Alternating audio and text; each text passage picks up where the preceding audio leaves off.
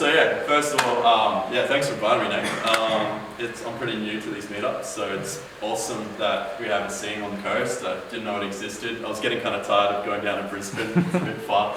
So, yeah, that's why we made this. Yeah, yeah, it's really good. A great venue you got here. Yeah, so looking forward to having a beer with you guys afterwards, or getting to know what you guys are doing as well. So I'll just get into it. I'll put a little disclaimer up. Nate referred to me as a guru. I don't see myself as a bit of a tall poppy. I'm still learning. We're all learning here. And I wanted to share more of my story as a startup as well. So just talking a bit about, I think my experience here is not so much with a lot of software development. My startup's been primarily in hardware, but I'll allude to how that is evolving, and as game developers, how you can take advantage of these exciting new tools. Yeah, it's just a bit about where I've been, a little bit about the hardware side of things, which I can talk about, and yeah, a bit about the future of where I see VR going. So, we'll get right into it. Okay, a little bit about me and my background. So I actually worked in television and advertising for about 10 years, since a teenager and in my early 20s.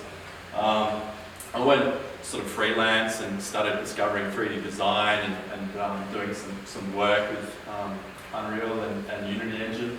And yeah, I've sort of been a VR enthusiast turned developer and started founding in the last 3 years. So yeah, still plenty to learn, but I think I've got some interesting experiences to share with you guys. And yeah, maybe if you guys are thinking about doing your own startups in the future or forming your own game companies, feel free to ask questions as well. Can I just ask, were you self-taught?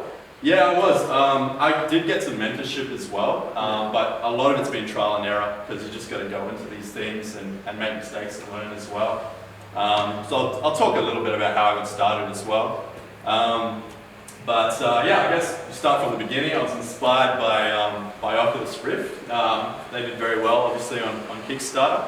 Can I just get a show of hands? Is anyone here sort of new to VR or hasn't experienced VR? Just yourself?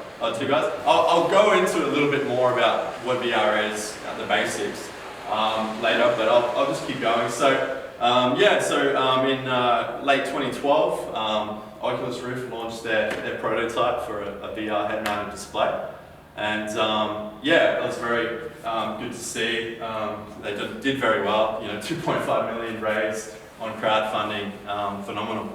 And yeah, so I had a background obviously in digital media, and this was exciting, a whole new way of consuming digital media in a virtual reality system. And yeah, in itself, in the long vision, a new computing platform, sort of echoed by Zuckerberg and others invested in the space. So I was looking at where we're at that time, problems, back at this time, early days, and even today, they can be relatively expensive depending on your budget. I don't know how common the Vive is, I don't have that data right here, but it is rolling out, but we've got the PlayStation models as well. Yeah, at that time, the experience was pretty poor. It was around, we had the DK1, the Dev Kit 1 release, my smartphone display had more pixels than what was on that full HD display. If you guys have tried it, it can be quite nauseating, that headset.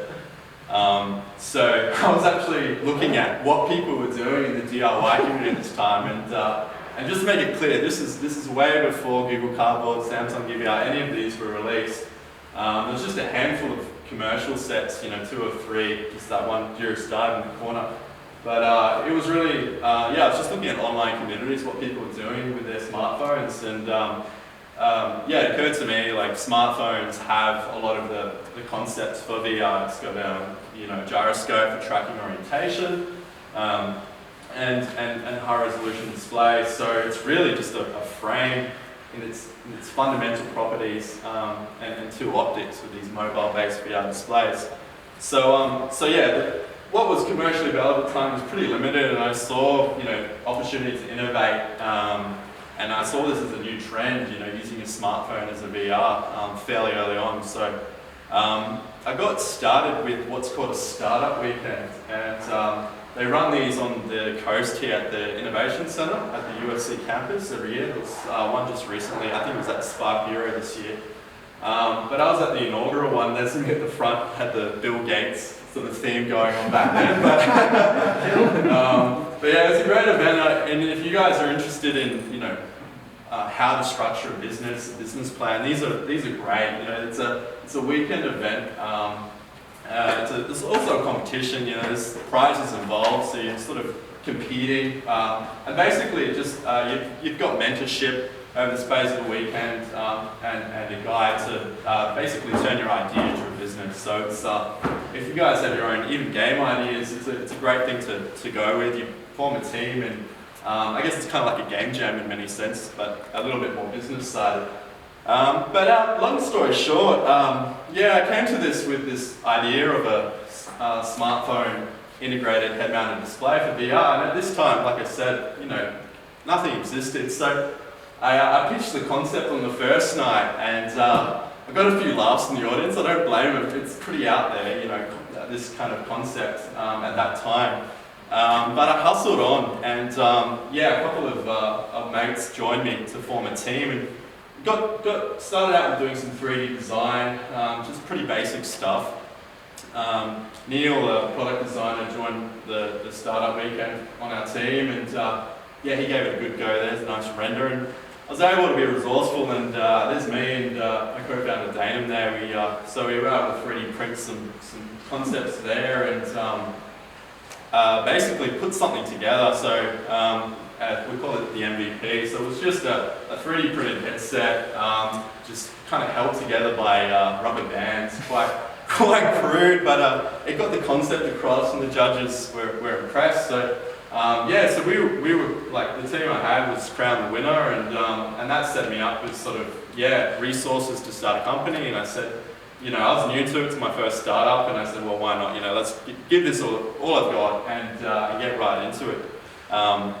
And so basically after startup weekend, the next 3 months was just all hustle. We just gave it our all. We basically put together, polished our pitch deck, and we sent it out through LinkedIn. We looked for angel investors that had an interest in like philanthropic and interest in funding, seed funding.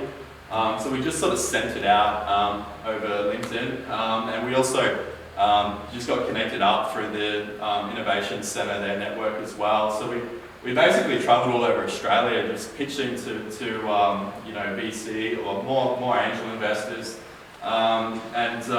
yeah, we got the message out. And whilst doing that, we're also just working our butts off day and night, prototyping hardware, you know, learning about product design, and all of that. So after 3 months, we were able to actually raise some early seed funding to get hardware produced. It's not cheap hardware, so we came up with the VR Smart View Developer Kit. Yeah, Australian made. We worked with a flat hat manufacturer in Melbourne, and it came as a sort of do-it-yourself self-assembly kit. And yeah, just trying to be innovative in its design. It's got adjustable focus, immersive field of view, IPD, which is your interpupil distance, so it's adjusting the lenses. Everyone has a slight difference there. So think of it like in between a Google Cardboard and perhaps a Gear VR, but it's still quite basic. It's a low-cost headset, yeah, we just wanted to make it something that would be unique, and yeah, we launched it at PAX. So we were at PAX 2014, yeah, it was a great event. People loved it. We were set up right next to Oculus, who were showing off their dev kit too. So we were stealing, they were lining up, and we were growing over, like, hey guys, come check out our store, you know, check it out. So we're competing for the sort of the VR attention at that time. But yeah, people loved it, and at that time I was running smartphones with quad HD resolution, and that was even higher than the DK2, the DevKit 2s at the time. So I believe. So while the refresh rate was lower on these phones, you did get that sort of sharper image. So people were quite impressed, and we were able to sell 100 units on the day, which was a good sort of testing of the market, and a lot of good feedback from that. So yeah, that was a wonderful time at PAX. There's a team, just a bunch of mates, and yeah, we made it happen. We hustled. And then we jumped on a flight to Dubai. It was some fun we had with the flight attendants there. Sorry, not Dubai, to Dublin. And we attended the Web Summit there, which is, I think, Europe's largest sort of tech conference and expo. A lot of startups exhibit there, all through Europe, but there was some from Australia and from the US as well. And that was an awesome event, huge, thousands of startups exhibiting over 3 days, and you only actually exhibit on one of those days there. But great for exposure and networking. Talked to a lot of investors there, and Oculus was there as well. Or I should say Facebook at that time. Facebook acquired Oculus, and they were really cool. They were like, hey, we like what you're doing. Come check out our VIP lounge at the back. So we got to meet some really cool VIPs there, and some people doing some interesting stuff there. But that was great. I got to test out the Crescent Bay prototype, which was pretty elusive at the time. So yeah, it was really impressive to see. Yeah, long story short, got back to Australia, and it was tough.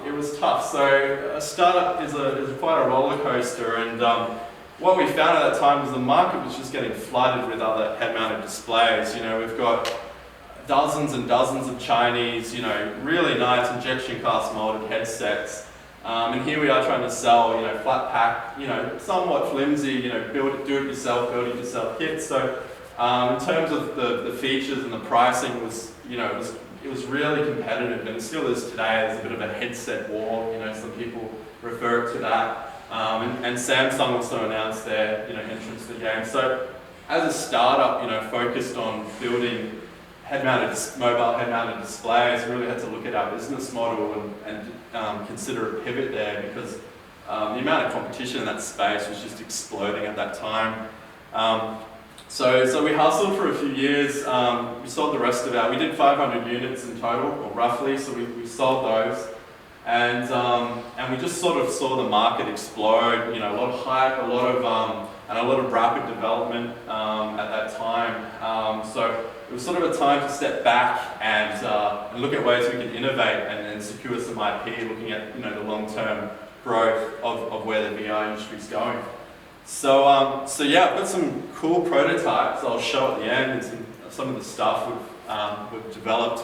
But I will go quickly into a bit of a sort of talk I did previously a while back, but just generally what it's like, what's involved building head-mounted displays, and just filling in the gaps for some of you guys that might be new to VR and what it is, what it means. So this is pretty basic stuff. It's what is VR, computer simulated environment that can simulate physical presence. So it's just if you've seen Star Trek, we're all sort of yearning for these sort of holographic, immersive experiences where we can be immersed in digital worlds, and the Matrix and the like. But where we're at now with the Oculus and the head-mounted displays, virtual reality is not just the head-mounted display. It can encompass all sensory experiences. So we've got smell and feel. This is a feel real mask concept that has micro coolers and micro heaters, and it can generate odors. So it's it's not just the visual; it's the whole shebang. Yeah, we've got these haptic vests and exoskeletons to allow you to touch objects in the VR world. These are just one of the few multiple sort of input devices there.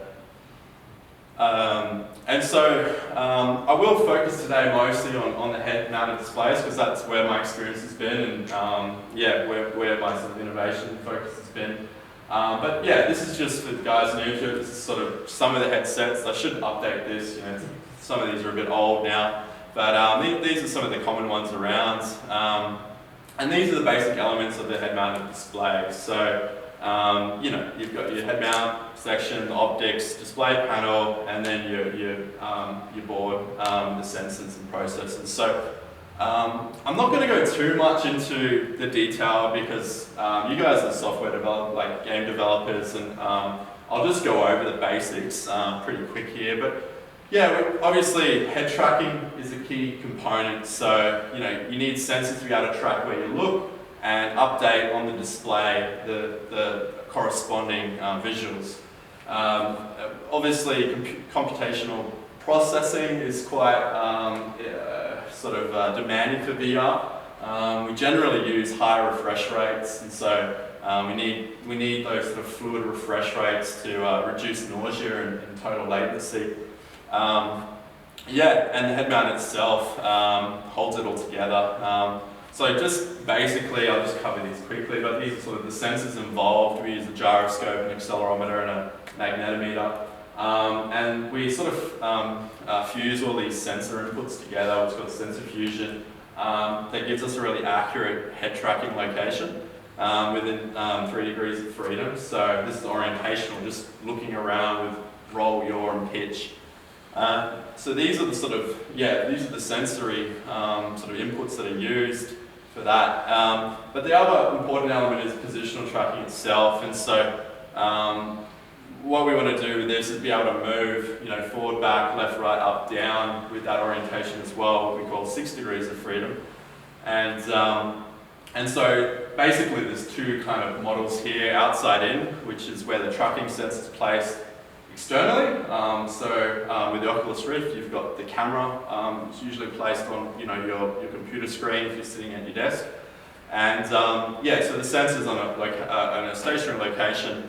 And it tracks, you know, through infrared markers on the headset with that, what they call the constellation tracking system there. And then you've got inside out, which is sort of, the holy grail. So it's where the sensor's placed on the headset itself. And that's what's used on the HTC Vive. It's got an array of infrared sensors. And the tracking sort of, it's lighthouse station markers. The scanners, they sweep the room in an XY direction with an infrared laser, and they sort of sweep across the surface of the head-mounted display there. So it uses some mass to track your position based on those sweeps. But I won't go into too much detail. I had to go reverse engineering the lighthouse tracking system, so it was kind of fun. I'll probably skip most of this stuff. We've talked a lot about it already. Pretty demanding on graphics. The latest display, the Vive uses 90 Hz, 90 frames a second. So it's quite demanding on the processing requirements. With the display, low latency is another consideration. The way the pixels change on the screen itself is important. That adds bottlenecks to the system if it's slow. OLED screens are sort of the best tech to use there. They have a 1 millisecond pixel persistence. I'll go over some of these. These are sort of more in-depth, I'll cover this quickly. Motion to phone latency is important. That's the time it takes from the sensors detecting where you're moving to updating a new image on the screen. So it goes to the GPU, renders out a new frame, and then it scans that out onto the screen itself, and the pixel switching adds to that. So the DK1 had some bottlenecks in its system, and it had what I saw was around 51 milliseconds. So that what we aim for in this motion of phone latency is 25 or 20 milliseconds or less. That's sort of unperceived latency. If you start going higher than that, you get a little bit of a delay between where you look and what you see, and that causes nausea. So it's a very latency critical system, VR. Looking at sort of where things are going. You know, eye tracking is a big one for VR. And so we use, we've seen with the Fove headset, some other technologies, it's tracking your eyes, and what that's useful for is the eye itself, you only perceive detail in a very small area of your vision, and your brain sort of fills in the rest. Your eyes aren't actually able to perceive much resolution across the scene from what you see. So what we can do with eye tracking is basically use foveated rendering, where we just render the area where you're looking at the screen in detail. And so the GPU doesn't have to render all this extra detail that's not actually being perceived at the same time. So it's a really efficient way of rendering, and it's still in development. We haven't quite seen it in the mainstream headsets just yet, but it's an exciting, it's a very useful technology, and computer vision as well. So being able to track the outside world, and this goes. I'll cover in a moment some new headsets that are using this, but being able to use that inside-out tracking and track skeletons, track gestures, it's an important element of that immersion. Being able to see your body, your movements, your physical movements in VR, not just your vision movements. So there's some cool headsets coming out. HTC has announced a standalone headset, and so basically the existing headsets, most of those ones I covered before, plug into a computer or the PlayStation, but these are standalone, so they're on their own. And Google themselves are releasing one as well. They're really exciting. So we're able to use standalone headsets. The exciting thing is they use inside-out tracking and computer vision. So they basically observe your environment and relay tracking pointers. So you're actually able to sort of be free from limitations in terms of where you can move in space. So with the Vive, for example, it's sort of room scale tracking, which I believe is about 3 by 8 by 3 by 8 meters. But with this, you're able to sort of expand into these wide open spaces, and so this is really exciting to game developers, because now you're not limited by a lounge room anymore in the VR experiences you can create. You can expand these up to warehouse scale, to unlimited size theoretically. But it's definitely a step in the right direction to these tetherless experiences that are truly immersive. And so Qualcomm's one of the pioneering technology companies in this space with their Snapdragon 835 chipset, and they sort of created a reference, one of the first to create a reference head-mounted display. So they're working with Google and I believe HTC to sort of integrate this technology into it.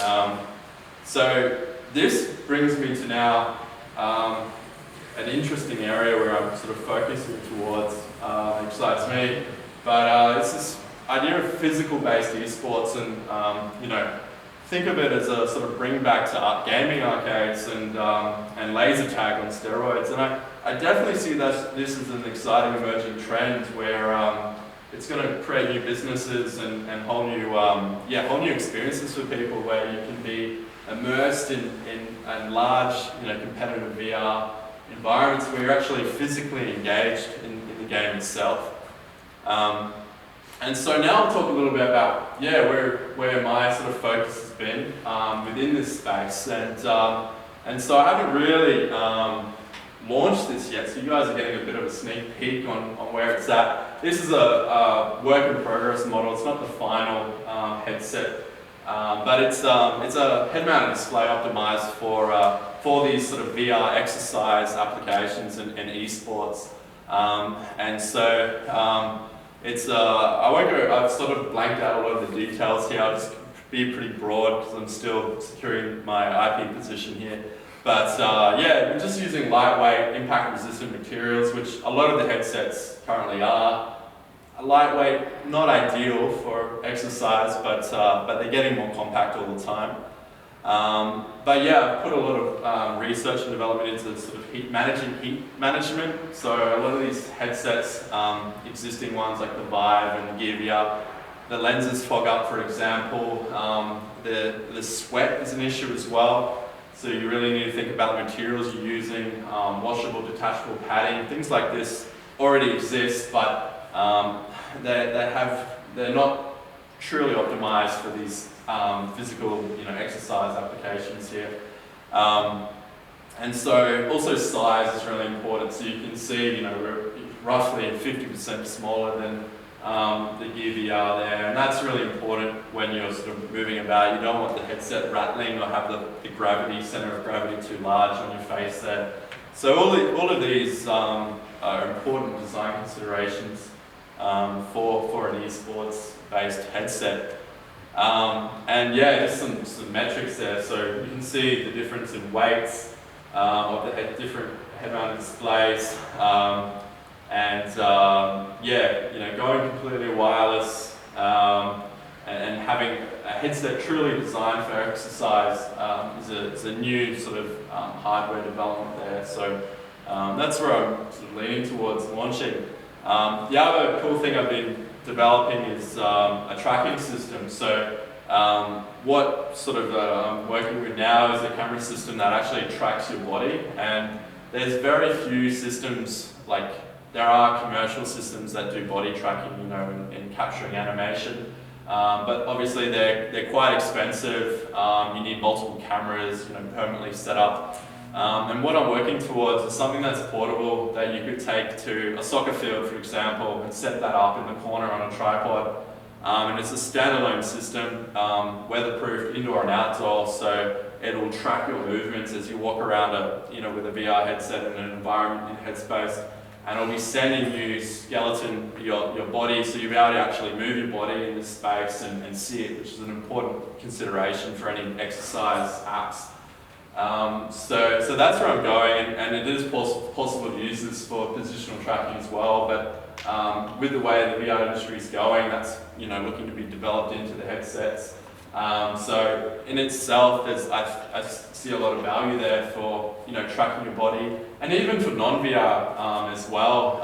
You can imagine just an exercise class, or if you're doing exercises on your own, if you could have a system like this, measuring your posture, measuring your say you're doing yoga or something, making sure your posture's right, and you could have this with an app feeding information back around how your exercise is progressing and motivating you to go, do those reps or those stretches. So yeah, that's basically where I'm at. I'm being pretty broad at the moment. I'm not going to go into too much detail until I've got the prototypes ready to show. So maybe I'll do another talk in a few months when they're good to go. But that's pretty much it. I was going to put some pictures here, but I was just going to end relating to you guys. It's an exciting time to be a developer. There's a lot of tools, a lot of open source tools as well. With these sort of new developments, inside out positional tracks and games you guys can make that are much more sort of broad and immersive and physical, and beyond just being sort of stuck in a room, you can now take VR experiences out into a larger area, and I really do see these sort of gaming arcades popping up in the near future. So it's definitely an exciting time. And I wanted to also touch on, I didn't really touch on this, but augmented reality is a big sort of future as well, and ultimately what's being called mixed reality. But augmented reality is basically where you're overlaying, if you like, holograms or images over the real world. So you might have seen like the Microsoft HoloLens and headsets like that. They're an exciting field as well, and I see those having a lot of even more applications beyond gaming. So it's an exciting time. I wanted to just focus on VR for now. That's where most of my experience has been in hardware, and I have been working on some software, but I can't really talk about it now just with IP stuff. So in a few months I can go into a bit more about some of the software. I've done some 360 video stuff as well, so if there's any film guys in the audience, I can have a chat afterwards about workflows and how that's developing. But these are great tools for storytelling in games. That's it for me. So I hope to get to know some of you guys, and shoot away with questions if you have any, or we can have a chat after if you want. Yep. With your positional tracking, have you considered putting that in the medium for motion tracking for animations? Absolutely, yeah. So I should have covered that. So absolutely. So a portable system you can set up and get your animations for your game recorded with low cost. So you don't need to go to a tracking studio to get that done. Yeah. Exactly. So so I'm still prototyping this at the moment. At the moment I'm using one, but you'll probably need 2 cameras to get accurate tracking results.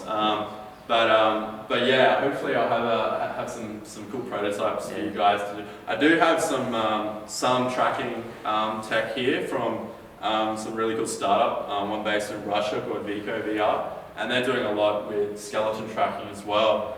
So we can do some demos afterwards, and you guys can check out the experience on the headset I've been working on as well. So it's definitely a useful application for it. Sweet, awesome. Yeah.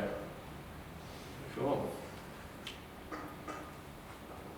Anyone else? Anyone working on any VR apps or? I'm keen to. Is anyone working? You guys? Yeah. Well, not a whole VR app, but the other day I did put a 360-degree video on the inside of a sphere and just put a camera inside it just to see if I could do it. So that was my first. Oh yeah, it does work. I only have mouse control because I didn't manage to get any of the major Rift or Rift or Vive dev kits to work with the Unity installation I was using. So it's just mouse control right now. But yeah, it was the first video I ever played in there because I was showing people the HoloLens at the lab that I work at, and they've got HoloTour, which is a 360-degree video with gaming elements and 3D objects inside that 360-degree video. Oh, that's cool. And I was just like, how hard could that really be? So, it took all of a half an hour to put that sphere inside, video inside the sphere. And it can't be that much harder to throw a few, 3D objects in there and make a game inside of that spherical space. So, I don't know. Don't get paid for it. It's just. I think Unity released some new tools for 360 production. Yeah, you can sort of overlay alpha channels, so you can have background objects and foreground objects sort of masked properly, and you can add lens flares and kind of real-time sort of particle effects. Version of Unity, it's still in beta right now. They haven't released it, but they said it was going to be way more friendly and with integrated support for 360-degree video and VR stuff. For instance, I had to download QuickTime from Apple in order to import that 360-degree movie asset. Maybe I'm just doing it wrong. That seemed a little hokey to me. Before Unity would allow me to import a video and make it 360 degree. Must be using the QuickTime API. So early days, early days. Yeah. They're doing the VR scene editing as well in the that's beta development. I went to the Unity meetup the other week for that. It's really interesting to see actually. When I did editing a scene and scaling things up in VR. Very, very interesting. And building the game in the VR itself. You just naturally think it'd be clumsy, but you see them doing it and they're just mastering it. I want that on my palette, bang, over there, bang. It's it must be so intuitive. That's so cool. Interesting workflow. It'll be interesting to see how it goes. Yeah, sorry I couldn't work more on the software because you guys are all devs, so I know this talk was more on hardware, it's just where I'm experienced, but that's probably a lot more interesting actually. I didn't want to talk about, I didn't want to talk about stuff you could Google and find online, more just about, my story and where I've been.